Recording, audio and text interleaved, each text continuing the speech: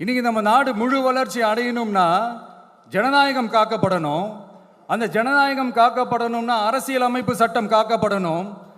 அதுக்கான பொறுப்பு, அந்த கடமை நம்ம ஒவ்வொருத்தருக்கிட்டையும் இருக்கணும்னு தோணுச்சு. அந்த பொறுப்போடும் அந்த கடமையோடும் தான் இதை நான் ஆணித்தரமா சொல்றேன். ஜனநாயகத்தை நாணிவேர் ஃப்ரீ அண்ட் ஃபேர் எலெக்ஷன்ஸ், சுதந்திரமான மற்றும் நியாயமான தேர்தல். தேர்தல் நியாயமா நடக்கலன்னு நான் சொல்ல வரல, பட் சுதந்திரமாகவும் நியாயமாகவும் தான் தேர்தல் நடக்குது அப்படிங்கிற அந்த அசைக்க முடியாத நம்பிக்கை நம்ம ஒவ்வொரு இந்தியனுக்கும் இருக்கணும்னு தோணுச்சு. அது அமையணும்னா தேர்தல் ஆணையர்கள் கான்சென்சஸ், அதாவது ஒருமித்த கருத்து அடிப்படையில் மட்டும்தான் நியமிக்கப்பட வேண்டும் அப்படின்றதான் என்னுடைய ஒரு வலிமையான ஒரு கோரிக்கை. ரெண்டாவது, ஏப்ரல் 14 அண்ணல் அம்பேத்கர் அவர்களுடைய பிறந்த நாள். அன்னைக்கு தான் நம்ம ஒட்டுமொத்த இந்தியர்களுக்குமான ஜனநாயக உரிமைகள் பிறந்த தினம். அதனால அந்த டேட்டை இந்தியாவோட ஜனநாயக உரிமைகள் தினமா அறிவிக்கணும்.